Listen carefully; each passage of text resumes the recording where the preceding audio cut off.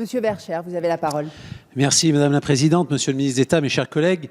Dans ce projet de loi, vous proposez au titre de l'article 3 d'étendre le périmètre de l'assignation à résidence à celui de la commune. Vous arguez le fait qu'il ne faut pas créer un copier-coller des mesures prévues dans le cadre de l'état d'urgence. La proposition de mettre en place pour référentiel la commune n'apparaît pas du tout adaptée compte tenu des disparités de surface et de densité entre les communes de notre pays.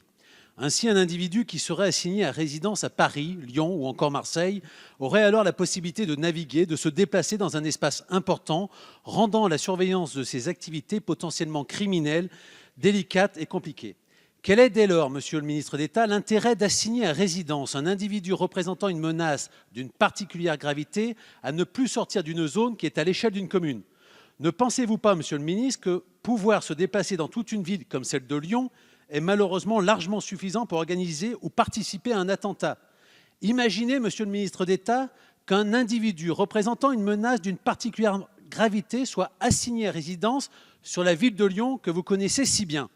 Imaginez cet individu se déplacer à quelques semaines de cette belle manifestation qu'est la Fête des Lumières, de la place des Terreaux à la place du Pont, de la place Bellecour au hall de la gare de la Part-Dieu, du plateau de la Duchère à Fourvière, du quartier de la Guillotière au quartier de la Confluence. Pensez-vous sincèrement que cet individu ne serait pas en mesure d'apporter une aide logistique à un projet d'attentat, voire même repérer les lieux pour lui permettre de commettre des actes odieux au moment même où des centaines de milliers d'hommes, de femmes et d'enfants déambulent dans les rues de Lyon?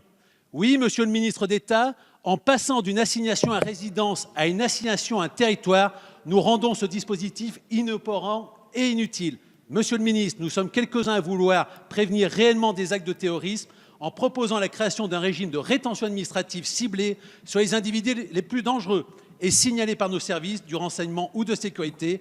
Nous espérons que les débats sur cet article le permettra. Je vous remercie.